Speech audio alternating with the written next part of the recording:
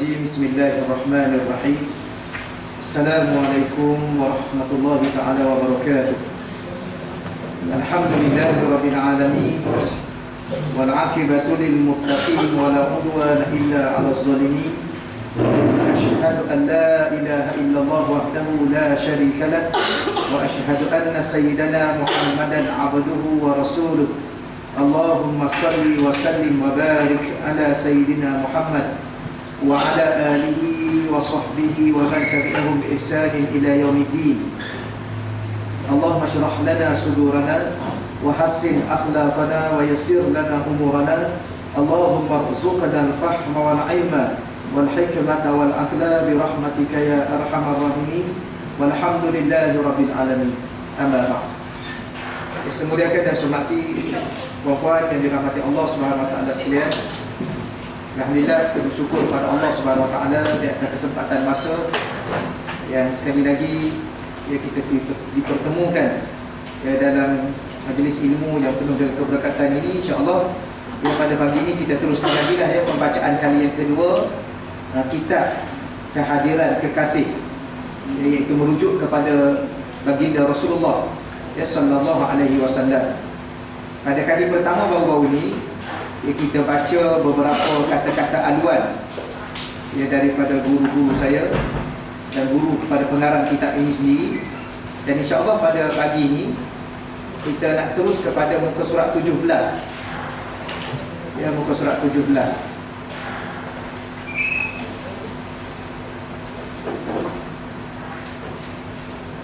Yang muka surat lain tu masih lagi kata-kata aluan guru-guru yang kami belajar.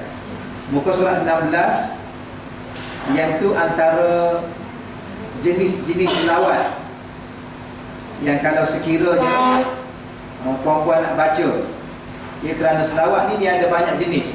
Ada yang dinamakan selawat tafrijiyah, ada yang dinamakan selawat syifa, ada yang dinamakan selawat banyaklah banyak selawat al-aziliyah dan sebagainya. Dan di sana ada disebut selawat Sayyidina Ali Zainal Abidin bin Al-Husain. Ada juga selawat Al-Imam Abu Hasan Asyazuli. Dan puan-puan boleh bacalah mana-mana selawat yang setiap selawat itu mempunyai kelebihan yang akan dianugerahkan oleh Allah kepada kita, insya-Allah. Cuma kadang-kadang kita jangan sibuk dengan kelebihan. Kadang-kadang orang ni tanya, "Ustaz, kalau saya baca ayat ni saya dapat apa?" Kita pun tanya balik, nak apa? Yang dapat apa? Nak tu nak apa?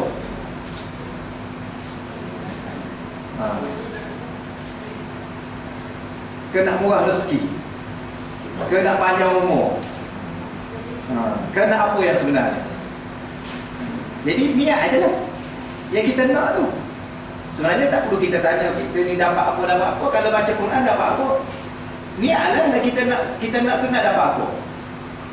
Kalau kita niat baca Quran nak dekat dengan Allah, insya-Allah dekat dengan Allah. Tapi kalau dah dekat dengan Allah, segala apa Allah boleh bagi. Tapi kadang-kadang kita baca satu-satu ayat sebab nak sihat je lah yang dapat. Tahu tak? Kalau kita baca satu ayat Quran, satu selawat kepada Nabi, kita nak pandai je lah yang kita dapat. Tapi kalau kita baca satu-satu ayat Quran, satu-satu selawat kerana nak dekat dengan Rasulullah, dengan sebab dekat dengan Rasulullah itu kita dekat dengan Allah. Bila mana dekat dengan Allah, tak payah ceritalah, Allah akan bagi segala-gala. Lepas tu kadang-kadang awliya-awliya ni, ulama-ulama ni, dia ajar kita kunci. Dia tak ajar kita satu-satu persatu, dia ajar kita kunci. Kuncinya apa? Kuncinya bila mana hati kita dah dekat dengan Tuhan, Tuhan pun kasih kepada kita, Allah cinta kepada kita, maka ketika itu segala yang kita nak tu Allah akan bagi. Tapi kita silap lah, sebab kita fokus nak pada sesuatu lebih awal daripada apa yang kita baca. Baca tak lagi, tanya dah nak dapat apa. Boleh? Jadi baca je. Baik, insya-Allah muka surat 17 tu kita baca sedikit pengenalan sebelum kita masuk pada hari ini membahaskan secara detail. Saya tak baca dalam bahasa Arab tu, kita teruskan. Dalam bahasa Arab tu sekadar mukadimah. Alhamdulillah, segala puji bagi Allah, Tuhan yang mencipta manusia untuk beribadah kepadanya. Kita puji Allah, kita bersyukur kepada Allah kerana Allah cipta kita.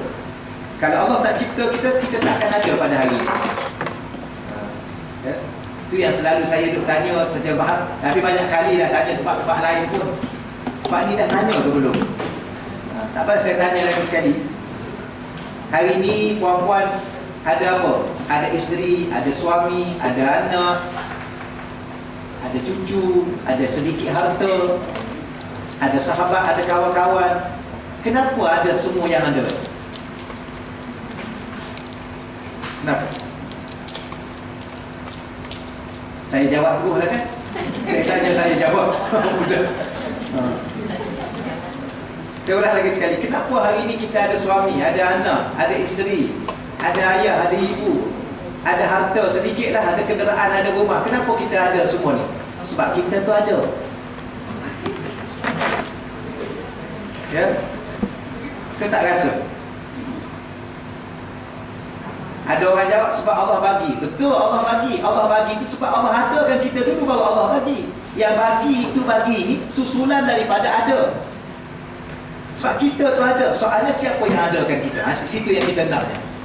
Allah yang adakan kita, yang cipta kita. Untuk apa tujuannya? Yang tu yang kita katakan untuk beribadah kepada kita. Lalu memutuskan para utusannya kepada manusia. Ya, lalu Allah utuskan rasul-rasul kepada kita semua manusia, agar mereka mengetahui jalan beribadah kepadanya. Ya, rasul-rasul ini membawa satu jalan ibadah kepada Allah dan menyemai makna kehambaan yang sempurna. Hasil daripada ibadah itu tujuan apa? Supaya tersemainya dalam hati kita satu rasa kehambaan. Ada orang ni, kita pernah sebut dalam beberapa kali, kita sememangnya dilahirkan untuk jadi seorang hamba.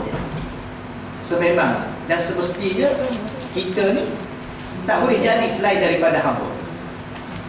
Ya, cuma kena pilih nak jadi hamba siapa. Kita tetap hamba. Tak pernah ada seorang di antara kita yang lahir untuk jadi tuan. Tidak. Semua dilahirkan oleh Allah untuk jadi hamba. Soalnya kita nak jadi hamba siapa? Kita kata nak jadi hamba Allah. Okeylah, kita jadi hamba Allah. Soalnya, ada tak dalam hati kita ni rasa kehambaan? Yang tu. Ada orang dia sedar dia hamba tapi dia rasa dia tuan. Tu dia degi dengan Tuhan. Tuhan suruh tutup aurat, dia tak tutup. Tuhan suruh sembahyang, dia tak sembahyang. Tapi kalau tanya dia ni hamba, tapi dia tidak rasa kehambaan. Boleh ya? Berapa dah rasa ke belum? Rasa kehambaan. Puan-puan, di akhir-akhir umur kita ni, kita mesti berbicara tentang rasa. Ya? Sebab ada orang ni, dia umur dah 60, dia rasa 16. Tu dia tak datang masjid lagi tu, kan? Tu yang tak baca Quran lagi tu. Tu yang tak tutup aurat lagi. Ada yang 60 rambut merah lagi. Ya ke warna merah? Rambut warna kuning, duk tayar merata kat Tesco, kat Jaya. Kerana dia boleh terjadi, dia merasakan diri dia baru 16, baru 17. Ya ke? Berapa dah rasa umur berapa? Kita tak rasa-rasa lagi. Tapi yang paling penting ialah rasa kehambaan. Baik. Ini mukadimah juga ni. Baru pengenalan baru ni. Tak belajar lagi ni. Okey ya? Kita tak sama-sama nak belajar. Baik, sesungguhnya keimanan kepada Allah Azza wa Jalla adalah asas kepada segala hakikat. Ya, iman kepada Allah asas kepada segala hakikat. Sedangkan laluannya, hakikat ni tahu kan? Hakikat kehidupan. Puan-puan tahu tak hakikat kehidupan yang sebenar?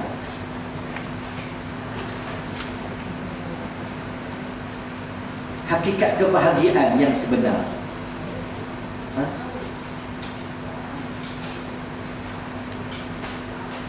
Ada orang dia kata duit boleh membahagiakan. Tak, duit tidak hakikat kebahagiaan. Berapa ramai orang ada duit derita, kan? Ada orang kata duit boleh bagi makan. Tak, berapa ramai orang kaya nak makan tak boleh. Orang tak faham hakikat. Duit segala-galanya. Tak, mana ada duit segala-galanya. Tapi ada orang kata duit bukan segala-galanya, tapi segala-galanya duit. Dia pusing je. Dia nak duit juga. Bukan. Berapa ramai orang yang kaya-kaya, subhanallah, nak makan sesuap pun tak boleh. Kan? Cuba tengok kat hospital yang kaya-kaya tu. Yang miskin biarlah, tak dapat yang miskin tak apalah. Dia kenapa tak makan tuan? Sebab miskin. Tak apa. Ini kenapa tak makan? Sebab duit banyak sangat. Tak boleh tak makan. Kerana yang memberi makan bukan duit, yang memberi makan adalah Allah. Yang memberi sihat bukan duit. Ada orang kata ada duit boleh masuk hospital first class punya, kan? Boleh bayar pakar mana yang kita nak, tapi mati juga, sakit juga. Ada orang beli Panadol kat kedai, sihat juga. Ada orang pergi jumpa pakar, tak sihat-sihat juga. Kerana inilah hakikat. Okey ya? Maka beriman kepada Allah itu, apa makna beriman kepada Allah? Yakin dengan Allah, percaya kepada Allah, bergantung kepada Allah, bersandarkan segala-galanya kepada Allah. Itulah hakikat yang sebenarnya. Yang sesiapa yang meninggalkan Allah dari sudut pergantungannya, pengharapannya, segala-galanya, maka dia tidak hidup dalam hakikat yang sebenar. Okey ya? Boleh tak ni? Diam aja ni. Khusyuk.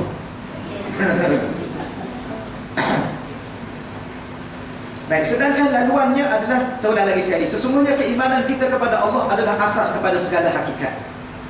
Sedangkan laluannya adalah melalui keimanan kepada kerasulan Nabi Muhammad sallallahu alaihi wasallam. Ya, laluan kita, jalan kepada keimanan itu iaitu Nabi Muhammad. Tanpa melalui jalan yang Nabi Muhammad, kita tidak akan sampai iman kita kepada Allah. Okey ya? Macam orang kafir musyrik. Kafir musyrik ni, dia bukan tak percaya pada Allah. Kita baca ayat Quran, wala in sa'altahum man khalaqas samawati wal ardh la yaqulunna Allah. Wahai Nabi Muhammad, kalau kamu tanya kepada kafir musyrik, man khalaqas samawati wal ardh, siapa cipta langit, siapa cipta bumi, la yaqulunna Allah, pasti mereka akan berkata Allah. Tapi kenapa mereka tidak diterima keimanan? Kerana mereka tidak melalui jalan keimanan, dan jalan keimanan itu adalah baginda Rasulullah sallallahu alaihi wasallam. Bahkan Allah sendiri menggabungkan keimanan Allah kepada Allah dengan keimanan kepada Sayyidina Muhammad sallallahu alaihi wasallam. Patut lafaz syahadah, asyhadu an la ilaha illallah wa anna Muhammadar Rasulullah. Siapa yang sebut seikhlas mana pun, sejujur mana pun, asyhadu an la ilaha illallah, berhenti kat situ, Allah tak terima iman. Saya ada karang satu buku dah agak lama dah dulu, Hakikat Kemuliaan dan Keagungan Nabi Muhammad. Cuma saya nak cerita ringkas. Hari ini Allah terima Islam kita sebab kita menerima Nabi Muhammad. Kalau kita tak terima Nabi Muhammad sebagai Rasul, Allah tak terima Islam kita. Hari ini Allah terima sembahyang kita sebab dalam sembahyang kita lafaz syahadat Muhammadur Rasulullah. Kalau dalam sembahyang kita tak nak ucap Muhammad Rasulullah, Allah tak terima sembahyang kita. Hari ini kita berdoa, Allah terima doa kita kalau kita berselawat kepada Rasulullah. Kalau kita tidak berselawat kepada Rasulullah, Allah tak terima doa kita. Jadi boleh tak kita bayang siapakah Rasulullah ini di sisi Allah? Islam Allah tak terima, iman kita Allah tak terima, sembahyang kita Allah tak terima, haji kita Allah tak terima, sedekah kita Allah tak terima, seluruh hidup kita Allah tak terima kalau tidak melalui Nabi kita Muhammad. Siapa Nabi Muhammad ni? Cuba kita buat satu tanggapan. Cuba kita buat satu bayang, siapa ni yang sampai tahap ni? Siapa? Kalau tinggi mana orang ni? Kalau mulia, semulia mana Nabi ni? Sampai begitu rupa. Ya. Yeah. Supaya puan-puan tersentuh sikit, saya baca sikit. Nabiyuna Rasulullah wa syafi'una Habibullah wa maulana. Tak kata dulu ya. Nanti panjang sangat. Apa yang nak sebut? Nabiyuna, Nabi kita ni siapa dia? Rasulullah, utusan Allah. Wa syafi'una, yang akan bagi syafaat kepada kita. Siapa dia? Habibullah. Itulah kekasih Allah. Puan-puan ada kekasih tak? Bagaimana puan-puan meletakkan kekasih dalam kehidupan puan-puan? Adalah segala-galanya. Betul ya? Ada kekasih tak ni? Ada. Siapa kekasih kita? Ibu dan ayah kita adalah kekasih kita. Ke ada lagi kekasih yang lain? Kalau suami itulah kekasihnya, ke ada kekasih lain? Tak adalah, tu soalan saja dia tu. Anak-anak itulah dia orang yang kita kasih. Kalau kita sebagai anak, ibu kita itulah orang yang kita kasih. Maka bagaimana kedudukan orang yang kita kasih dalam kehidupan kita? Adalah segala-galanya. Begitu juga Allah. Boleh ya? Apa ni baru pengenalan ni, nanti tak habis buku kita. Bahkan kesempurnaan keimanan itu sendiri, ya, kesempurnaan keimanan itu sendiri ialah pada kemuncak kecintaan kepada kedua-duanya, iaitu cinta Allah dan cinta kepada Sayyidina Rasulullah sallallahu alaihi wasallam. Artinya kemuncak iman. Kesempurnaan iman. Maknanya iman kita tak sempurna kalau tidak ada rasa cinta kita pada Allah dan Rasulnya. Muka surat 18. Bahkan cinta kepada Rasulullah adalah suatu cinta yang kekal, kepada yang kekal, dengan pengenalan Allah terhadapnya. Cinta yang kekal ialah cinta kepada Rasulullah.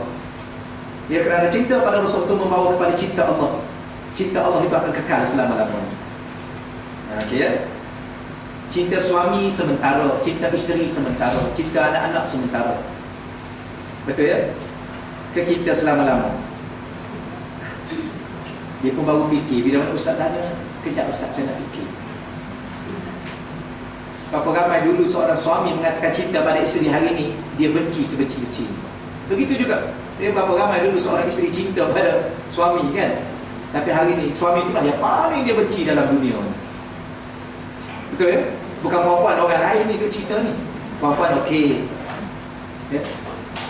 Bahkan kalau boleh dia tanya pula, macam mana Ustaz nak buat kat suami saya ni Ustaz?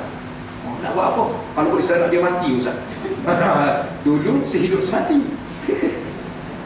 Nampak tak? Apa yang kita nak cerita bahawa selain cinta kepada Rasul dan Allah, cinta yang tidak akan kekal. Lepas tu saya pernah sebut pada perempuan, kalau suami kata suami itu cinta pada perempuan, perempuan tanya dia, cinta kepada apa? Sebab cinta ni ada dua ya. Satu cinta kepada jamal, cinta kepada kecantikan. Satu cinta kepada kamal, cinta kepada kesempurnaan. Ini kena belajar juga ni. Apa makna cinta jamal? Cinta kecantikan ya. Cinta kecantikan ini bila mana suami itu nak pada seseorang, ataupun bila mana si A ni nak pada seseorang perempuan, dia nampak cantik, maka dia cinta di atas nama cantik. Bila mana kecantikan tu hilang, ialah 40 hilang lah kan. Tak ada, tapi ada orang ni 40 lagi okey. Sebab dia apa ini kuku putih ke apa. Biarkanlah. Tapi nak bagi tahu je, sampai ketika dia hilang. Tetapi kalau cinta itu kepada kamal, apa makna kamal? Kesempurnaan. Di mana kesempurnaan? Kesempurnaan bukan pada wajah, kesempurnaan itu pada akhlak. Dia terima kita dulu bukan kerana wajah kita, tapi dia terima kita dulu kerana akhlak. Maka insya-Allah yang kekal. Sebab tu cinta Nabi, cinta akhlak. Memang wajah Nabi itu handsome, tak boleh nak bandingkan, kita dah cerita dah ya. Setengah ulama kata Nabi itu 100% cantik dia yang Allah bagi. Ambil cantik itu 50% bagi kepada Nabi Yusuf. 50% itu untuk Nabi Yusuf. Yang kita ni 50 tu bagi ramai-ramai. Cantik jugalah. Boleh ya? Allah. Moga-moga Allah anugerahkan kepada kita sebetul hati yang cinta kepada Allah, cinta kepada Rasulullah. Kerana pada asalnya kita tidak ada cinta. Cinta itu berasal daripada Allah. Maka Allah bekalkan cinta kepada kita untuk kita mencintai Allah. Daripada situlah kita mencintai ibu dan ayah kita kerana Allah, anak dan isteri kita kerana Allah. Maka ketika itulah dia akan kekal selama-lama. Kerana apa? Kerana Allah itu kekal, maka cinta itu kekal. Kalau kerana Allah. Boleh faham ya? Kadang-kadang orang kita pelik ya, saya kadang-kadang saya duduk dengan Syekh, saya kata kenapa Syekh ni? Kenapa Syekh ni sekarang dia sedang berbicara tentang cinta ya. Biasanya cinta ni orang berbicara ketika mana? Ketika muda-muda remaja kan? Kalau tak, kita ni dah lepas dah zaman bercinta kan? Tu baru nak mula. Mana kita ni dah lepas dah zaman bercinta. Alah tak mahu dah Ustaz, kita dah tua dah. Rupanya dulu bukan bercinta, dulu bukan. Berapa ramai kita tengok pasangan dia bercinta 7 tahun, kahwin seminggu je, kahwin 2 minggu je. Kenapa? Kerana bukan cinta. Kita tengok artis-artis, oh subhanallah, mereka bercinta 2 tahun, 3 tahun, 4 tahun. Ada yang tu dalam paper tu saya baca juga kadang-kadang. Saya tengok, wah, cinta 7 tahun. Lepas tu kahwin subhanallah, satu dunia tahu. Tayang dalam TV, 2 minggu bercerai. Apa yang didakwa bercinta ketika itu? Bukan. Lepas tu bila mana Syekh saya berbicara tentang cinta, saya kata, kenapa Syekh ni umur dah 70 cakap pasal cinta lagi ni? Kerana cinta yang sebenarnya ialah kepada Rasul dan Allah. Itulah yang kekal selama-lamanya, akan membawa kepada akhirat kita, ke syurga Allah. Baik, sebagaimana hubungan manusia kepada Tuhannya berlangsung sepanjang zaman, begitulah juga hubungan manusia kepada Nabi Muhammad sallallahu alaihi wasallam turut merupakan hubungan yang berterusan tanpa dibatasi sempadan masa dan tempat. Okay. Memang kita pelik, puan-puan. Kadang-kadang kita berbicara pasal Rasulullah ini, dia terasa di sini. Dia jarang kita bincang. Dia atas muka dunia ni, ada beberapa orang saja yang kita bercakap mesti dia sentuh hati. Mak kita, ayah kita, anak kita. Pasal tak? Kalau bicara pasal ayah dengan mak, mesti dia sentuh sini. Kalau tekan sikit, menangis kita. Tak kira siapa. Sama juga masalah anak. Gitu kan. Satu lagi, Rasulullah. Ya. Dan yang ketiga, yang keseluruhnya, orang-orang yang beriman, saudara se-Islam dengan kita. Kata kita tersentuh. Tapi yang paling utamanya iaitulah, kenapa? Kerana hubungan dengan Rasul ni tanpa dibatasi oleh sempadan masa dan tempat. Baik, hubungan tersebut adalah hubungan maknawi, ya, iaitu kerohanian dan kecintaan di bawah cabang cinta kepada Allah yang maha hidup lagi maha abadi. Banyak dalil daripada Al-Quran dan Sunnah menunjukkan bahawa umat Islam khususnya masih berhubungan dan berinteraksi kepada Rasulullah walaupun setelah kewafatan baginda Rasulullah sallallahu alaihi wasallam, sebagaimana baginda juga berinteraksi dan berhubungan kepada umat baginda sepanjang masa hingga hari kiamat kelak. Ingat tak kita baca selawat dan salam? Selawat satu, salam dua. Selawat dan salam kepada junjungan Nabi Muhammad. Maknanya setiap hari kita berhubung dengan Nabi. Allahumma salli wa sallim. Allahumma salli ala Sayyidina Muhammad. Allahumma salli wa sallim sallallahu alaihi wasallam. Apabila kita bagi salam, Nabi jawab. Dan ustaz-ustaz tuan-tuan guru kita dalam hadis-hadis Nabi, ya kan, orang pergi Mekah, kirim salam pada baginda Rasulullah. Bila mana kirim salam, Nabi jawab. Dan kita ni mungkin ada waktu terhenti, ada orang lain bagi salam pada kita, bagi salam pada sahabat kita, bagi salam pada seluruh dunia ni. Rasanya tak setiap saat dan seketikanya sedang memberi salam pada Nabi. Dan setiap saat dan ketikanya itulah Nabi berhubung menjawab salam kita di alam barzakh. Ya, kerana alam barzakh itu bukan alam kematian. Mati itu dunia, masuk alam barzakh dia hiduplah. Lihat. Dan mati itu sebenarnya bukan berakhirnya kehidupan. Mati itulah bermulanya kehidupan. Kita jangan salah faham ya. Habislah ustaz kalau saya mati. Tak habis lagi. Nampak tak? Itulah permulaan kehidupan yang kekal. Jadi insyaAllah ya. Kemudian nak baca semua kan? Tapi kalau baca banyak maklumat juga, kita baca cepat sikit. Baik, ia merupakan cabang daripada akidah Islam. Ya. Ia merupakan cabang daripada akidah Islam yang tidak tertakluk kepada khayalan manusia yang rendah dan tidak juga terbatas dengan alam kebendaan. Cuma yang tadi saya lupa nak sebut, hubungan tersebut adalah hubungan maknawi. Dia ada dua hubungan ya. Satu hubungan secara zahir, kita bertemu, kita bersembang, kita bercakap, kita ziarah, itu hubungan zahir. Satu lagi hubungan secara maknanya. Macam puan-puan, kadang-kadang ada anak-anak yang duduk jauh, tapi walaupun jauh di mata, dekat di hati. Kerana hati sentiasa berhubung secara maknanya, bukan secara zahirnya. Dalam bahasa Malaysia ada nak panggil apa? Maknawi ini. Maknawi itu bahasa Arab. Bahasa Malaysia dia panggil apa? Takkan tak ada cikgu bahasa Malaysia. Tak payah apa, faham dah kan? Secara makna, bukan secara hakikat zahir. Secara pengertiannya, kita sedang berhubung dengan Nabi. Hubungan itu hubungan kerohanian, hubungan keimanan. Okey ya? Hubungan cinta kita kepada Nabi dan Rasul. Baik, kemudian itu yang kita katakan, ia bukan cabang daripada akidah yang tidak tertakluk kepada khayalan.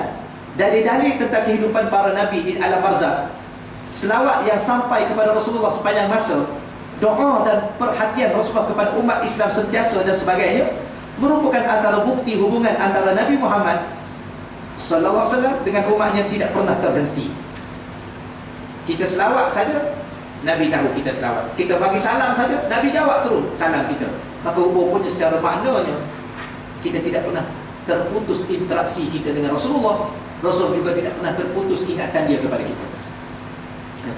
Baik, ia disaksikan sendiri dalam sejarah umat Islam sejak zaman sahabat, para tabi'in sehingga zaman kini, sebagaimana diriwayatkan daripada para ulama dan orang-orang saleh yang dipercayai. Asas untuk mempercayai kehadiran Rasulullah dalam kehidupan kita justru lebih banyak berbanding asas untuk menafikannya, hanya kerana tidak memahami hakikatnya. Ya, sekarang orang masih keliru tentang kehadiran Rasulullah dalam kehidupan. Kehadiran dengan maknawi, bukan kehadiran secara zahir, kerana baginda sudah wafat, ya, jasad baginda pun sudah dikuburkan. Tetapi secara maknanya Rasulullah ini ada roh, dan roh ini tidak terbatas di alam tanah. Okey ya? Roh, paman, roh. Kita kena faham, kita ada jasad, kita ada roh. Kadang-kadang jasad kita tidur, terletak di atas katil kita, dalam bilik kita, tapi roh kita pergi ke mana-mana yang dia nak pergi. Dan roh ini ada kemampuan untuk menzahirkan diri dia. Puan-puan, hakikat sebenar diri ini adalah roh. Roh ini, dia ada kemampuan, dia tidak terbatas pada masa ni. Lepas tu kadang-kadang kita baru 2 minit tidur, ya, dia balik kampung lah. Tak pernah? Tiba-tiba sampai kat kampung, baru 2 minit. Biasanya kampung kita bukan 2 minit. Dia duduk Johor Bahru daripada sini berapa minit? Mana ada 2 minit, berapa minit? Tapi tak sampai. Dia duduk Perak, Ipoh, baru telat 1 minit dah sampai Ipoh. Itulah roh. Yang hebat lagi, baru terlelap seminit, roh kita dah sampai Madinah, sembahyang dalam masjid. Sampai Mekah, tak pernah pergi. Dah pergi dah secara zahir, lepas balik tak pernah pergi dah. Pergi dengan apa pula Ustaz? Pergi dengan roh lah. Tapi kalau kerinduan ini, ya, orang apa membuat-buat dalam hati kita kepada tanah suci Mekah, roh kita pergi, dan Allah akan ambil roh kita untuk pergi. Jadi sebab itulah kehadiran Rasulullah dengan makna, bukan makna zahir. Sebab tu kadang-kadang orang kita ni bagus juga berbicara dari sudut bahasa. Kenapa? Kerana kadang-kadang kita ni terbelenggu dengan zahir semata-mata. Padahal diri kita ada zahir, ada batin. Diri kita ada jasad, ada roh. Tetapi oleh kerana roh kita telah dibaluti oleh jasad yang zahir, akhir sekali pemikiran kita seluruhnya yang zahir. Bila mana kita kata dalam majlis itu ada kehadiran Rasulullah, dia mula faham. Mana ada Rasulullah hadir, Rasulullah duduk mati kat sana tu. Hadir di hati. Ya? Tak pernah hadir. Engkau hadir dalam hidupku. Tak pernah. Dulu masa muda-muda dulu. Nah, engkau hadir dalam hidupku di saat aku kesunyian. Tak pernah. Itu bahasa lah kawan-kawan ya. Kadang-kadang baru juga kita ni belajar bahasa. Baru. Sebab akhir-akhir ni ada setengah orang tu tak pandai dah bahasa. Di mana yang zahir. Bolehlah insya-Allah ya. Insya-Allah. Jadi asas untuk mempercayai kehadiran Rasulullah dalam kehidupan kita, ya, justru lebih banyak berbanding asas untuk menafikan hanya kerana tidak memahami hakikatnya, hakikat kehadiran itu. Kalau di Yaman dulu, dia tulis di banner-banner di tepi-tepi jalan. Banyak kali kita ulang. Dia tulis apa? Rasulullah hayyun fi qulubina. Rasulullah ini sentiasa hidup dalam hati kita. Ya. Hidup di seluruh mana? Hidup dalam ingatan hati kita. Boleh ya? Allah. Sekurang-kurangnya dengan cinta Rasulullah, Rasulullah SAW terus hidup dalam hati para kekasihnya. Sebagaimana baginda terus hidup di alam barzakh, yang menjawab salam kepada mereka yang berselawat ke atas baginda, dan memberi salam kepada baginda yang mendoakan umat dan serta mengharapkan kebaikan kepada umatnya. Baik, perhubungan muka surat 19. Perhubungan ini atas dasar cinta kepada Allah dan kerana Allah. Ya, perhubungan ini atas dasar cinta kepada Allah dan kerana Allah. Lalu setiap yang bersambung kepada Allah dari sudut kehambaan akan kekal sehingga ke syurga. Demikianlah perhubungan Habibuna Muhammad dengan umat. Ya, bagi mereka yang memiliki cinta, tidak akan pernah terputus perhubungan kepada yang dicintai. Terutamanya apabila yang kekasih yang dicintai terus berinteraksi kepada para pencinta tersebut. Ini mudah ya. Orang yang memiliki cinta tidak akan pernah terputus perhubungan kepada yang dicintai. Macam kita dengan mak lah kan. Kita cinta pada mak. Walaupun mak kita meninggal 10 tahun, 20 tahun, 30 tahun, hati ini tidak pernah terputus dengan mak kita. Ada ke orang? Tapi ada juga kawan, dia benci kepada mak dia. Kenapa? Kerana mak dia bagi kat orang lain dia dulu. Kadang-kadang dia dendam dengan mak dia. Dalam mak tak mampu nak bela dengan baik, mak merasakan bahawa orang lain boleh bela dengan baik, mak pun bagilah. Jangan dendam dengan mak, kerana tak akan ada kita kalau tak ada mak. Kita nak bayar dengan apa yang tu? Nak bayar berapa? Nak bayar dengan apa dan nak bayar berapa? Tapi orang dia tak faham kan? Dia tak faham. Dia pun kata lah, saya tak boleh terima dah mak saya. Masalah bukan boleh terima tak boleh terima. Terima pun itu mak, tak terima pun mak. Jadi dah boleh lah insyaAllah ya. Kepada para pencipta, tak payah baca lah, panjang sangat kita terus masuk pada tajuk lah. Yang lain selebihnya boleh baca sendiri lah ya. Yang ada kitab tu, yang tak ada kitab tak apa lah. Baik, bab pertama, muka surat 25. Ini baru kita masuk bab ya. Babul awal, yang muka surat yang pertama, asas-asas dalam akidah. Ya, kita dah sebut tadi, bila mana berbicara tentang Rasulullah, cinta kepada Rasulullah, berhubung berinteraksi dengan Rasulullah, ia bukan soal biasa, tapi soal akidah, soal keimanan, soal kepercayaan, soal pegangan akidah kita. Baik, asas-asas dalam akidah. Baik, dalam memahami hakikat kehadiran Rasulullah dalam kehidupan umat baginda. Ya, sama ada kehadiran itu pada suatu ketika dulu di zaman para sahabat, dan kehadiran dengan maknawi dalam kehidupan kita pada hari ini di hati kita, ingatan kita dan sebagainya, dan berinteraksi antara baginda dengan umat baginda selepas kewafatan baginda. Kita perlu memahami beberapa asas-asas mengenai akidah Islam agar kita mempunyai neraca yang jelas dalam menilai sesuatu perkara. Puan-puan, suatu hidup ini dengan nilai neraca akidah. Ya, tolong lalui kehidupan ini dengan neraca pertimbangan akidah Islam. Sekiranya sesuatu yang puan-puan nak buat, puan-puan nak cakap, puan-puan nak buat tindakan, nak buat keputusan melanggar akidah, puan-puan jangan buat. Kenapa? Kerana puan-puan akan merugikan hidup dunia dan akhirat puan-puan. Tapi hari ini orang ukur dengan neraca apa hari ini? Neraca duit lah kan? Duit, jawatan, pengaruh, dosa, pahala, syurga, neraka, nombor 2, nombor 10 ke nombor apa? Halal, haram, itu cerita lain. Allah nak kata A ke, Allah nak kata B, itu Allah punya pasal. Itu dunia hari ini. Lihat? Janji, dia orang tak tutup aurat. Macam puan-puan, alhamdulillah Allah bagi rezeki, keimanan pada puan-puan. Puan-puan tutup aurat. Berapa ramai lagi perempuan-perempuan di luar sana tak tutup aurat? Apa dia rasa tentang Tuhan? Apa dia faham tentang Allah? Kepeduli apa dengan Tuhan? Allah kata masuk neraka kalau dia dah aurat, peduli apa? Begitulah kan? Apa dia rasa sebenarnya? Kan kalau dia nak tunjuk pun, dia nak tunjuk apa? Mungkin dia tak tutup aurat tu, dia nak tunjuk apa sebenarnya? Nak tunjuk rambut dia. Orang lain pun ada rambut lebih cantik pada dia. Dia ingat rambut dia seorang cantik. Dia nak tunjuk apa? Nak tunjuk muka dia.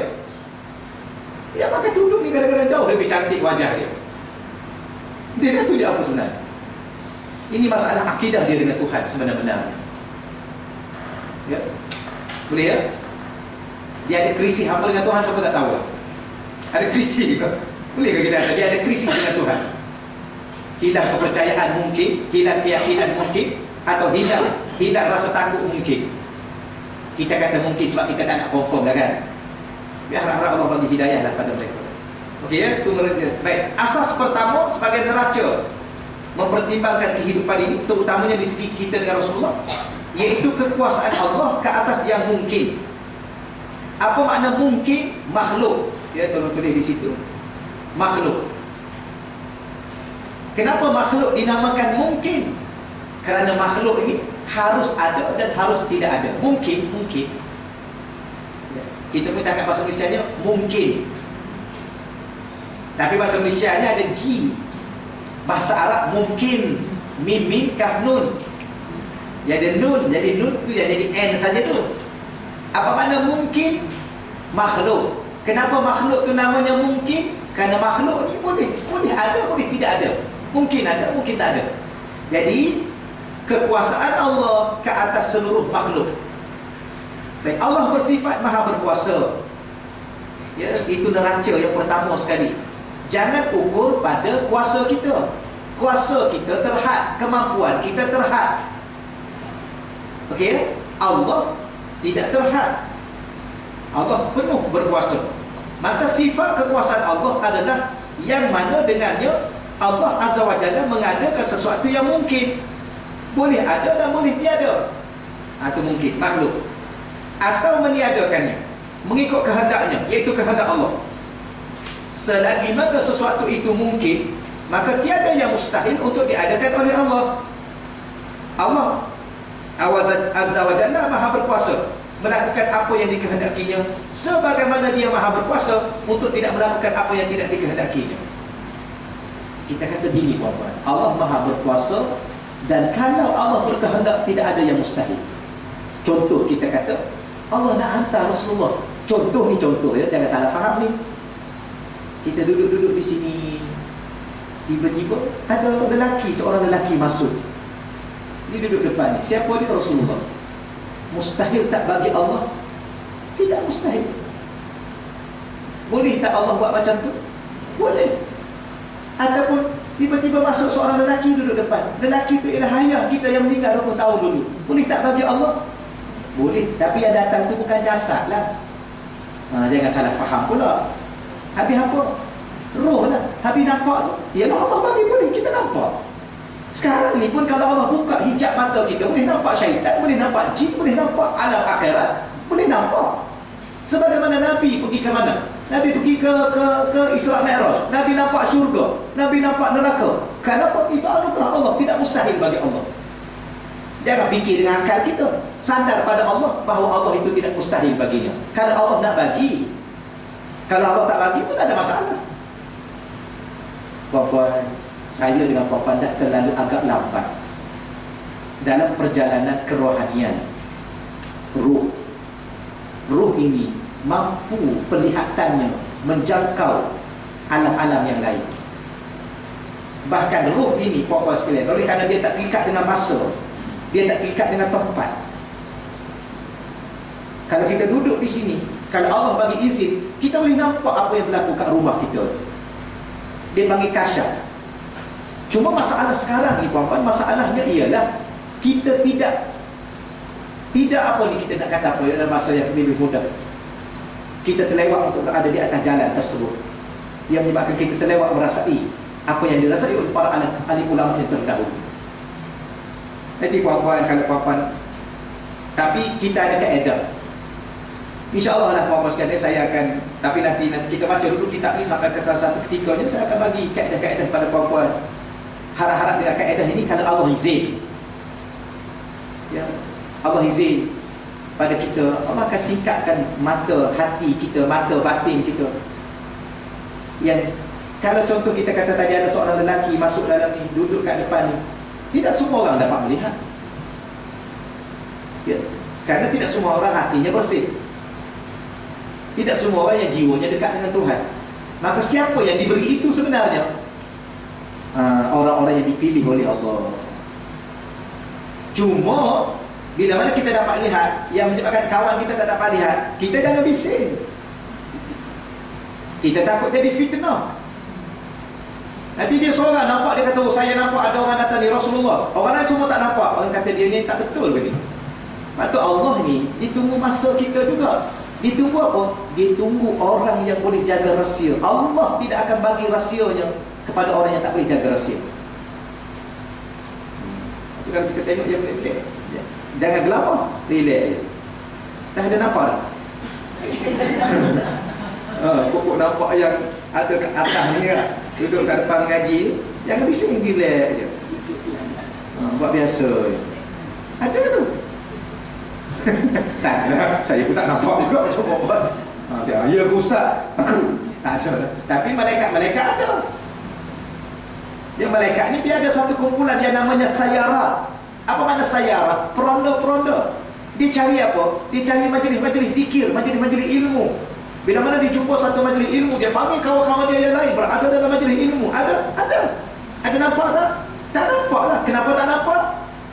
Sebab mungkin Allah belum izin kepada kita. Kenapa? Mungkin hati kita tidak cukup bersedia. Kenapa? Mungkin hati kita masih banyak benda yang kotor. Apa yang kotornya? Mungkin hati masih tidak khusyuk, hati masih tidak ikhlas, hati masih asak dengki, hati masih ada takabur. Maka Allah tidak bagi hati yang seperti itu. Okey ya? Tapi ada kaedah dia, kita akan belajar. Allah. Ada seorang ulama ni dalam satu kitab.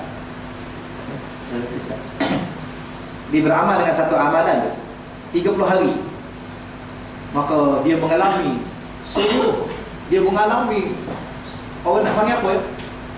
Pelbagai pengalaman kerohanian yang Allah bagi pada dia.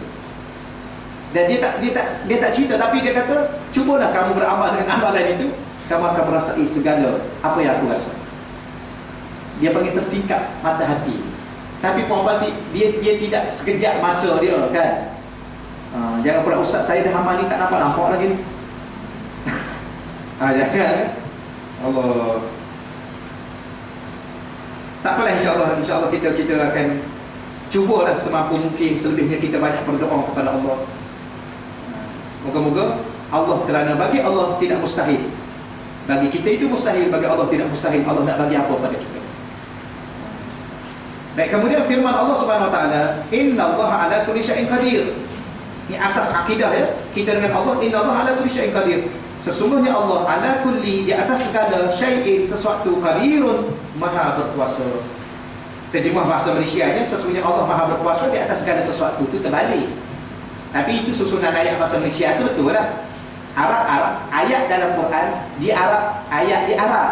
Inna, sesungguhnya Allah ala, di atas kulli, sesuatu, segala syai'in, sesuatu, qadirun, maha berkuasa. Kenapa maha berkuasa diletak akhir? Karena itulah yang kita nak. Allah itu maha berkuasa. Dia gini bahasa Quran, puan-puan tolong ingat. Kalau baca Quran, puan tolong perhati susunan Quran. Kerana susunan itu memberi makna. Bukan saja-saja Allah letak yang tu awal, yang tu akhir, yang tu tengah, yang tu depan. Tidak. Allah ada sesuatu. Jadi inna, sesungguh-sungguh Allah. Yang Allah nak cerita pada kita, qadir, dia maha berkuasa. Ala kulli syai'in itu sekadar penjelasan. Kalau orang tanya, Allah maha berkuasa kepada apa? Kepada segala sesuatu. Tetapi segala sesuatu Allah tak lepas sikit. Ya Allah nak cerita dia, qadir, maha berkuasa.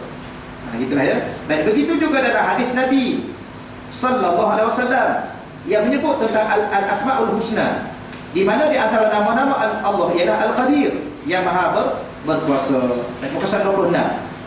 Dari sudut dalil akal pula ya, sebab dalil ada dua.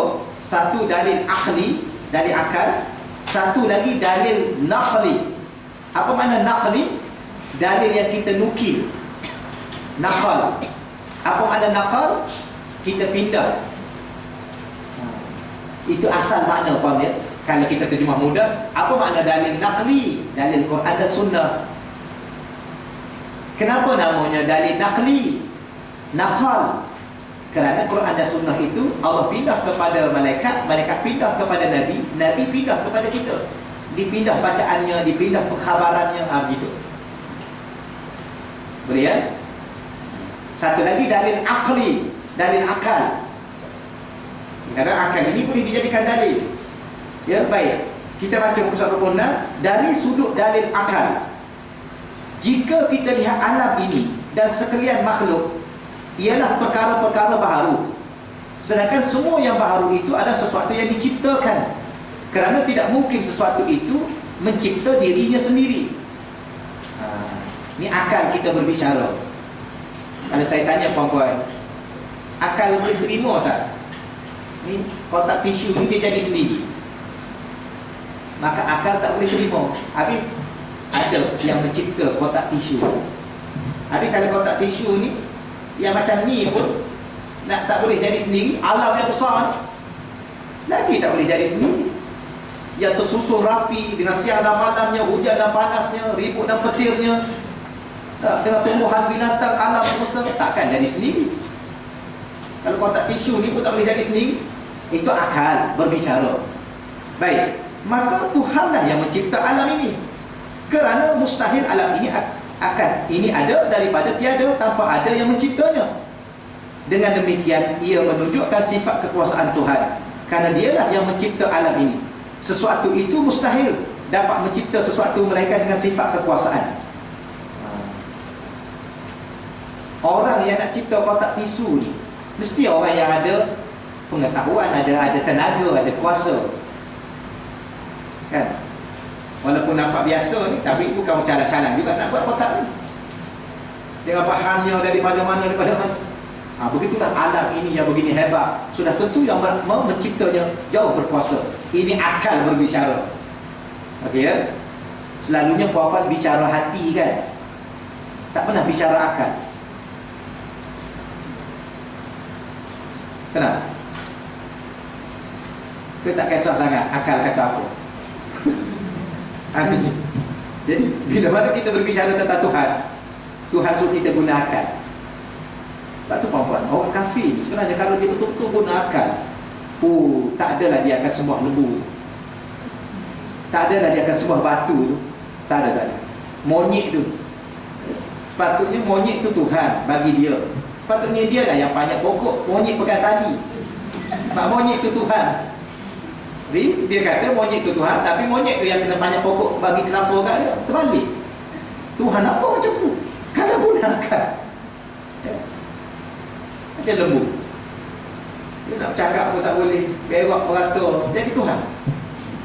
Takkan tak boleh fikir, seluar pun tak pakai, buat malu dia Tuhan. Nampak tak?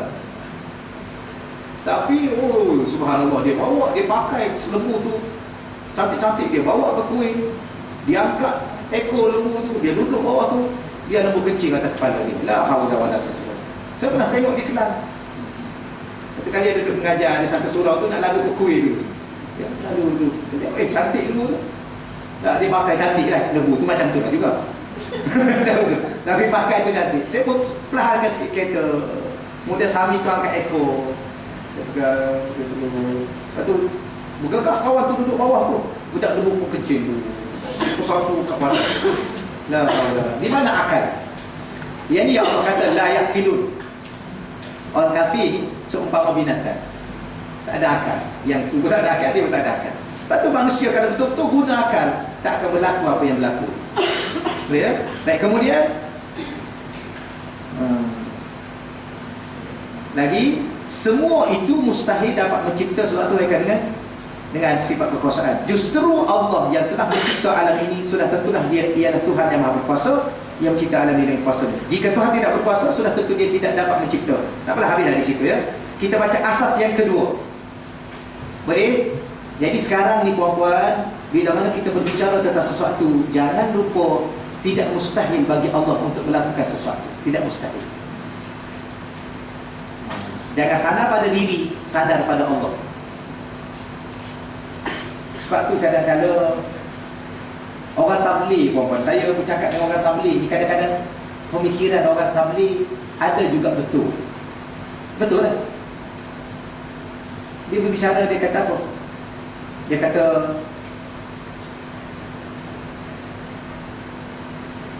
segala-gala dia bercakap tu dia sadar pada Tuhan. Dia sadar pada Tuhan. Tak ada masalah Tuhan, kita tak ada duit, Allah ada duit. Dia cakap bahasa mudah. Jangan risau Tuhan. Dia kan, jangan risau. Kita lemah tak apa, tapi Allah berkuasa. Kita kata tak boleh lah Tuhan, saya tak ada duit nak pergi. Kan kadang-kadang dia datang rumah kita, dia ketuk pintu, dia suruh kita keluar. Kita dah keluar tiap-tiap hari dah, tapi dia minta kita keluar. Kita kata tak ada duit dah Tuhan, saya keluar tiap-tiap hari dah daripada rumah ni, pergi USJ lah, pergi Wombak lah, pergi mana, dah keluar tiap-tiap hari dah. Dia kata tak marilah kita keluar pergi Bangladesh. Saya kata saya tak ada duit. Tuhan jangan risau Tuhan, Tuhan memang tak ada duit, tapi Allah ada duit. Tengok dia cakap, Allah tak ada kuasa lah nak pergi. Memang kita tak ada kuasa, kata dia, Allah berkuasa. Nak jawab macam mana pada dia? Kita nak jawab apa kat dia?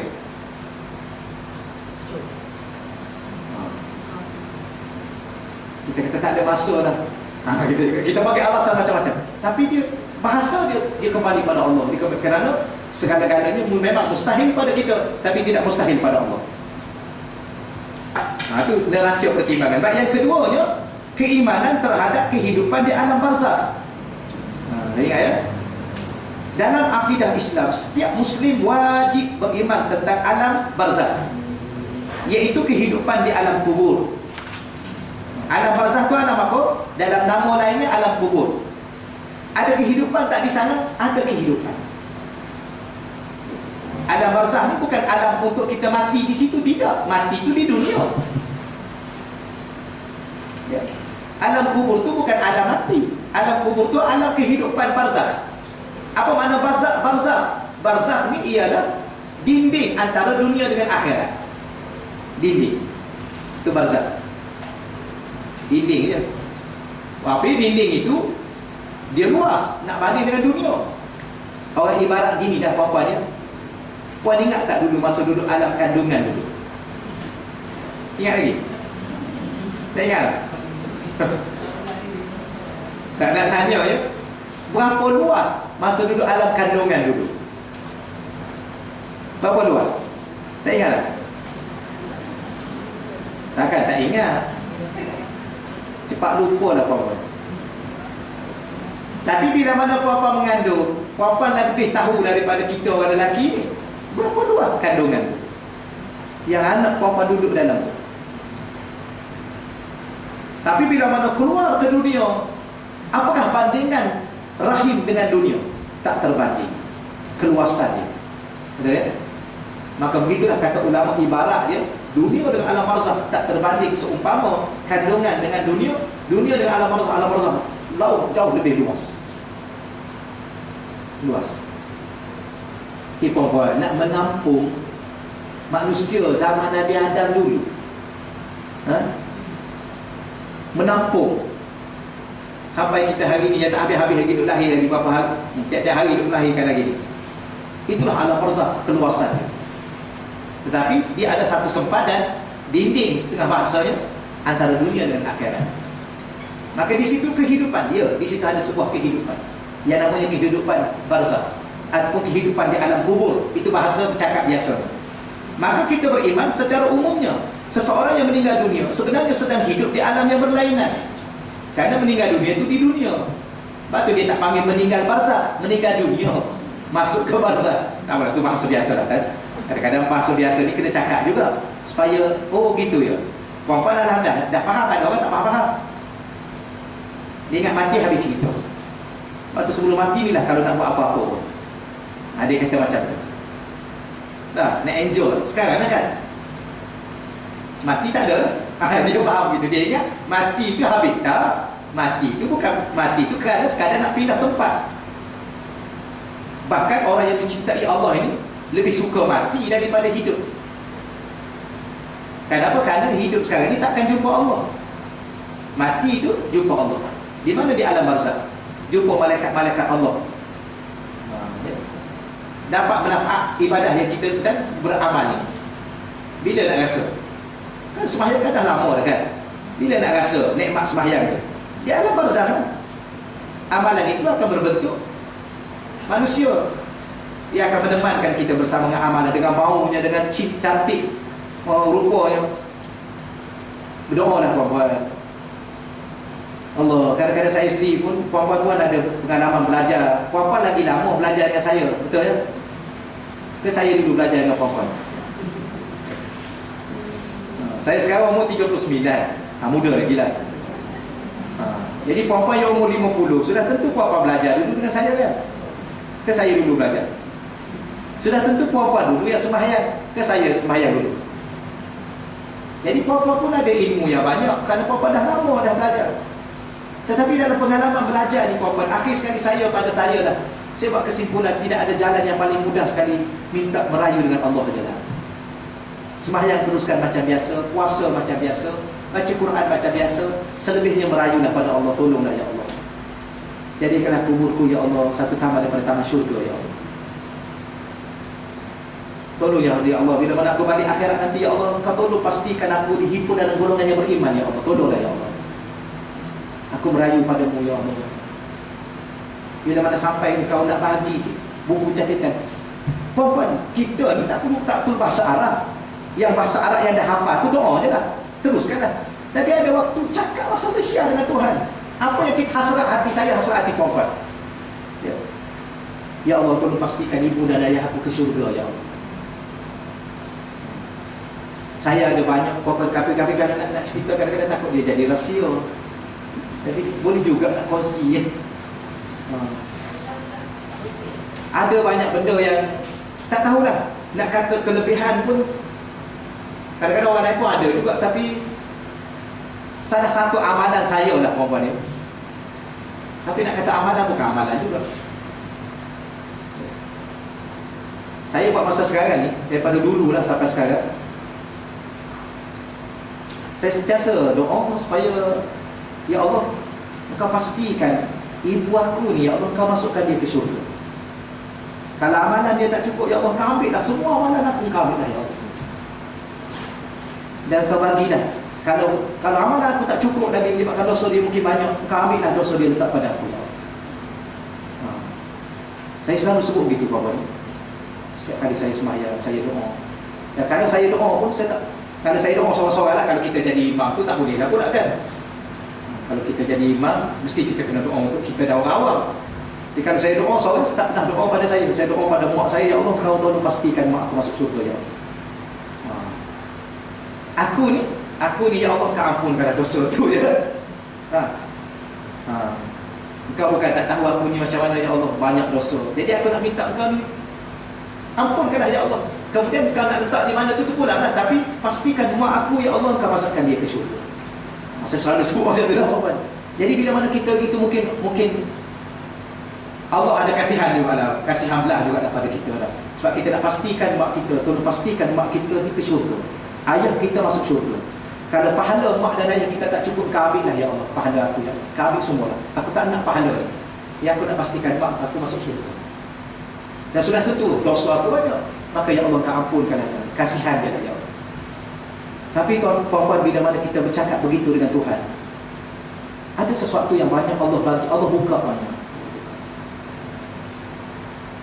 Banyaklah Allah buka sesuatu yang selepas kita buat macam tu, ada sesuatu yang Allah buka. Dari segi ilmunya, dari segi rasa hati dengan Allahnya. Kadang-kadang, itulah kita Allah anugerah sesuatu yang dalam hati kita, yang seronok juga lah tuan-tuan, kita rasa walaupun zahir kita lalai. Saya dengan puan-puan sama, dia lalai. Ustaz lalai juga. Biasalah. Ustaz kan orang. Kadang-kadang datang perasaan nak tengok TV. Syaitan kan. Nak tengok TV dah hari ni. Tengok TV. Tengok apa? Tengok bola. Tengok Smackdown. Tahu Smackdown apa? Tengok Gusti. Lepas tu akhir sekali dia datang balik. Ya Allah, malunya rasa. Allah tu mana mungkin dengan berkat tadi, puan-puan. Berkat tadi dengan sebab kita minta sungguh. Tak apa minta sungguh lah puan-puan, minta sungguh. Kadang-kadang kita menangis-nangis, ya Allah tolong pastikan mak aku ayahku ke syurga, ya Allah tolonglah ya Allah. Dan tolonglah kubur dia sekarang ya Allah menjadi taman syurga ya Allah. Aku merayu padamu ya Allah. Kita menangis banyak-banyak. Tapi mungkin dengan berkat itu bahawa Allah bagi hati kita, walaupun zahir kita memang lalai biasa lah kan. Kadang-kadang mulut kita pun luar celupa juga kan. Kita tak pernah rasa kan. Saya ni ada satu perasaan, saya tak takut pada orang lelaki. Daripada dulu sampai hari ini, orang lelaki saya tak pernah takut. Ya, tak payahlah dia besar mana pun. Ya. Atau kalau bawa kereta, ada orang buat apa-apa, dia kalau apa-apa tu, berhenti dia, berhenti. Saya suruh berhenti. Kalau apa-apa, berhenti. Tak berhenti. Dia orang ada, dia tak baik. Jadi, itulah orang panggil perangai tak baik. Perangai tak baik. Kan? Kebaik. Bukan apa. Saya dengan orang lelaki memang saya tak pernah. Lelaki besar mana pun, kalau dia tengking kita, okey, nak apa? Kita kata nak apa? Nak bertumbuh, boleh. Saya tak takut, saya tak pernah takut. Tapi tak bagus dalam perangai tu. Perangai tu tak bagus. Tapi dalam keadaan kita tak bagus pada zahirnya, tapi hati kita ni, tu nak kata anugerah. Ya Allah bagi dengan sebab ada sesuatu amalan. Jadi tu contoh saya bagi tahu pada orang malam. Kalau boleh ya pasti biar mak kita masuk syurga. Kita ke neraka itu cerita lain. Allah pandai-pandai nak urus diri kita. Tapi kita merayu kepada Allah supaya mak dan ayah kita, walaupun kita benci sikit sebanyak pun, kalau benci tapi harap tidak akan pernah ada benci pada mak dan ayah. Ya jangan ya. Kerana takkan ada kita hari ni kalau tak ada dia. Sebab tu mak dengan ayah ni dua perkataan kita masuk okey lagi kan ni? Lebih kurang dalam 5 minit lagi lah. Ke 10 minit. Tambah sikit lagi lah. Tapi dia sebab tu mengajar ni, dia tak boleh cerita ni memang sedap dengar, tapi habis masuk. Waktu kadang-kadang saya tanya, tajuk apa dah kita ni? Tahu kan? Tajuk apa? Apa pun dah tengok. Bab yang pertama, asas-asas dalam akidah. Itu tajuk asal. Jangan lari ya. Kita pergi mana? Apa yang saya, kenapa saya sentuh begitu puan-puan? Kerana mak dan ayah kita sedang hidup di alam barzakh. Mereka bukan mati. Maka mereka, kalau mereka derita, mereka sedang merasai penderitaan. Kalau mereka bahagia, mereka sedang merasai kebahagiaan. Tetapi kita tidak tahu. Maka sebab itulah tolong merayu semampu mungkin. Ya Allah, tolong jadikan ibu dan ayah aku berada dalam alam barzakh ini, kubur mereka satu taman-taman syurga ya Allah. Tolonglah ya Allah. Puan menangislah banyak-banyak pada Allah. Yang pastinya kubur dan itu. Walaupun dulu kita kata, macam mana ustaz, dulu mak saya begini ustaz, mak saya. Itu cerita dia dengan Tuhan. Tapi ini kita cerita kita dengan mak dan ayah kita. Tidak akan ada orang yang mampu berdoa untuk keselamatan dia kecuali kita. Ya. Moga-moga dengan berkat kita menangis, kita merayu, merintih dengan Allah. Walaupun dulu dia tak tutup aurat mungkinlah kan. Dulu dia tinggal sembahyang mungkinlah. Ya orang dulu. Dia dengan suasana dulu, cabaran dulu, kawan. Kadang-kadang kita ni pun, kadang-kadang baru dia tutup aurat dah. Dulu pun tak tutup juga. Ya ke? Tapi yang dulu tu biarlah, kawan. Hidup dengan Tuhan ini, yang lalu biarlah yang berlalu. Jangan pernah putus asa dengan Tuhan. Ya? Jangan pernah putus asa dengan Tuhan. Jangan. Walaupun siapa kita dulu. Dulu ustaz saya bunuh orang 100 orang. Itu dulu, biarkan dulu. Tapi hari ini kita mula nak jadi hamba kepada Tuhan. Jangan apa-apa, jangan risau. Dulu saya buat itu ustaz, dulu saya buat ini ustaz. Biarkan dulu yang dulu. Yang lepas tu lepas. Kalau yang akan datang ni pun berlaku lagi, tak apa. Biarkan. Tapi yang pastinya hati ini sentiasa untuk jadi hamba kepada Tuhan. Bapak dia, Allah, kalau kita pandai berinteraksi dengan Allah, Allah ini cukup Allah panggil apa? Kalau kita bahasa Malaysia lah, bahasa bercakap, Allah ini cukup lembut, cukup mesra, cukup mudah berkira. Allah bukan payah nak berkira. Macam kita kadang-kadang payah berkira lah. Waktu kadang-kadang Syekh saya diajar macam mana, jangan pernah menolak permintaan orang yang baik-baik dah. Kan? Kadang-kadang Syekh saya tu, kadang-kadang dia kata bos, dia kata saya ni bos. Bos, ada apa lagi? Kamu nak suruh aku buat apa lagi? Dia nak didik kita apa? Nak didik kita bahawa kita rendah diri, supaya itulah akhlak Allah. Dan akhlak Allah ni, Allah tidak pernah menolak permintaan orang. Ud'uni astajib lakum. Sebab tu kita jangan pernah kecewa dengan Allah dan jangan pernah putus asa dengan Allah, walau siapa kita dulu. Itu cerita dulu. Ya, macam Sayyidina Umar, Sayyidina Abu Bakar, siapa mereka dulu? Kan, penyembah berhala. Itu cerita dulu. Sama juga kita. Wallahu a'lam. Sebab tu ada orang kata, macam mana ustaz saya nak doa pada mak dan ayah saya, mereka dulu tak sembahyang begitu begini. Itu cerita dia dulu. Itu dia dengan Tuhan. Sekarang dia masih hidup di alam barzakh, maka kita kena bantu dia semampu mungkin. Tapi kehidupan ini, apa yang kita nak faham bahawa alam barzakh bukan tempat kematian. Alam barzakh ada sebuah kehidupan. Maka Nabi kita masih hidup. Kalau mak kita pun hidup di alam barzakh, ya, datuk kita pun hidup di alam barzakh, bagaimana dengan Nabi? Takkan Nabi tidak hidup? Maka Nabi juga hidup di alam barzakh. Nabi tidak mati. Ini supaya kita faham keadaan. Kalaulah Nabi hadir, tapi untuk siapa? Sebab tu kadang-kadang kena faham juga kan. Kalau macam majlis saya ke apa-apa begini, Nabi nak hadir, kemudian Allah nak nampakkan kita, siapalah kita, maka sudah tentu mereka hadir di awliya, majlis awliya, wali-wali Allah. Hadir dalam bentuk apa? Ada beberapa makna. Hadir dalam bentuk rasa, kan? Bila mana kita berbicara tentang Nabi, Allah dekatnya rasa hati kita dengan Nabi. Hadir dia dalam hidup kita, hadir dia dalam hati kita, kan? Macam perempuan kadang-kadang suami outstation, kan?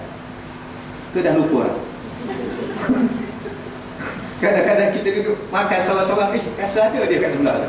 Rasa Allah, kadang-kadang kenapa manusia sudah hilang rasa akhir-akhir dunia ni? Betul puan ya? Manusia hilang rasa kemanusiaan, hilang rasa kasih sayang. Tengok akhir zaman, Allah ni, tengok anak-anak ni, tolong hati-hatilah puan-puan, anak-anak cucu-cucu. Kita tengok sekejap yang lelaki kena culik, sekejap yang perempuan kena culik, sekejap yang baby kena culik. Apa benda dunia hari ni kita tak tahu dah. Sebab tu kadang-kadang saya dah duduk cakap dengan kawan-kawan, kalau sempat tangkap lah yang untuk culik anak orang ni, dia pukul sampai mati terus dia kat situ. Tapi tak boleh lah macam tu kan. Tapi kalau berlaku kat kita lah rasa-rasa ni, baik kita pukul biar dia mati terus, bagi pengajaran. Tapi salah ni, jangan buat ni. Rasanya. Sebab kalau dia kita tak pukul dia sampai mati, besok dia culik anak orang lain pula. Allah puan-puan, kalau tak kena pada anak kita tak apalah, mungkin kita kasihan. Tapi kalau kena anak kita, orang bawa lari, apa kita nak kata? Cucu kita orang bawa lari, la haula wala quwwata, menangis habislah kita puan-puan, menggerupulah kita. Lepas tu kadang-kadang apa benda manusia ni. Baru ni ada nasib baik dia tangkap budak lelaki tu kan. Lepas tu dia besar sikit badan dia sempat lari. Allah, kalau tak sempat lari habis lah tu. Tu kalau jumpa betul-betul ni, ikat dia kat mana-mana. Jangan bagi kat polis, ya? Bagi kat polis habis dia bawa penjara, tak mati. Kadang-kadang nak buat macam tu juga. Juga lah. Allah, tak apalah, setakat itu dahulu lah insya-Allah ya. Ada soalan ke?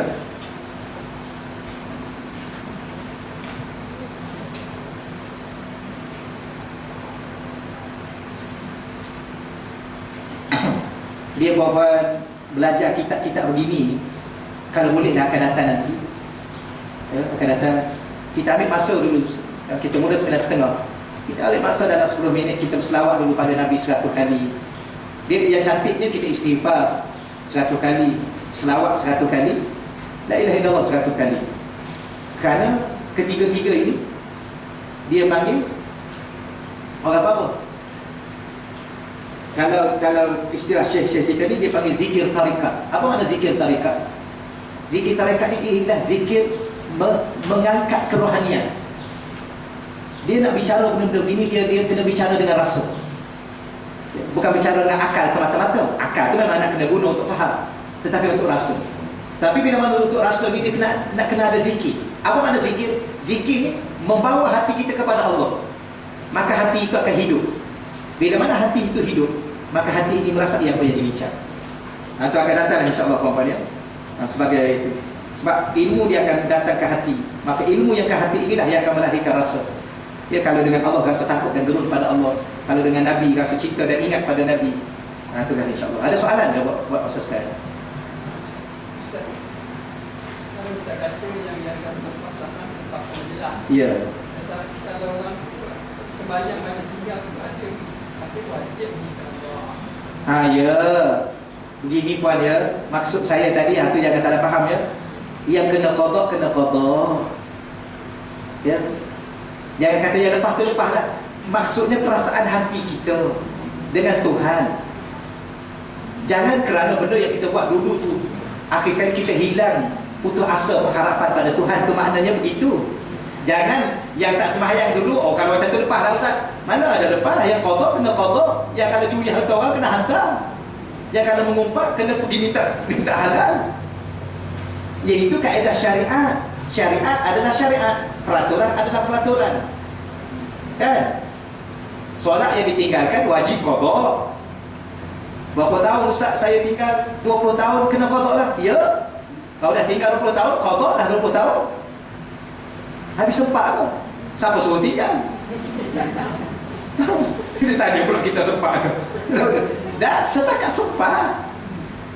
Tapi adakah kerana kita tak sempat qada itu dah hilang rasa harap kita pada Tuhan? Jangan. Nampak tak? Ustaz dulu saya ada ambil barang orang lah Ustaz. Dia tu dah tak tahu ke mana, dah tak jumpa, dah nak cari. Tapi nak buat macam mana? Ulama kata pergilah masuk duit dalam tabung masjid, niat untuk dia. Harap-harap akhirat kita dah sediakan sedikit pahala untuk dia, dia tak tuntut lagi akhirat. Itu nak kena buat. Ada orang Ustaz kalau kita masuk duit dalam tabung, kemudian dah duit tu kita dah masuk RM100 sebab kita bincang dengan dia dulu RM100. Kemudian dia pergi ke mana kita pun tak tahulah. Kita pun dah masuk RM100 dalam tu. Tiba-tiba jumpa dia pula. Macam mana Ustaz? Apa yang lah RM100 tu? Habis yang kita masuk dalam tabung tu, itu duit pahala kita akhirat pula. Maknanya urusan biasa rezeki syariat kena tunai. Kan? Gitulah. Dosa-dosa yang kita dah yang lalu tu biarkanlah dia berlalu. Tapi kena minta ampun. Tapi kita dengan Tuhan jangan pernah rasa berubah hati dengan sebab dosa kita. Kerana Allah Maha Pemurah, Allah Maha Penyayang. Allah sentiasa nak kita kembali kepada Dia. Itu mana dia? Wallahu a'lam. Baik tuan-tuan ni, cuma saya hari ni ada beberapa maklumat lah untuk puan-puan maklumkan. Saya baru ni minta maaf, saya janji nak datang baru ni. Saya sekarang ni sedang belajar, sedang menyambung pengajian di Universiti Islam Negeri Sultan Syarif Kasim di Pekanbaru, Riau. Jadi baru ni nak datang Selasa baru ni, tapi hari saya sepatutnya balik Isnin baru ni. Jadi baru ni Pekanbaru tu airport dia tutup sebab jerebu. Jadi tutup tak boleh dah, flight tu batal.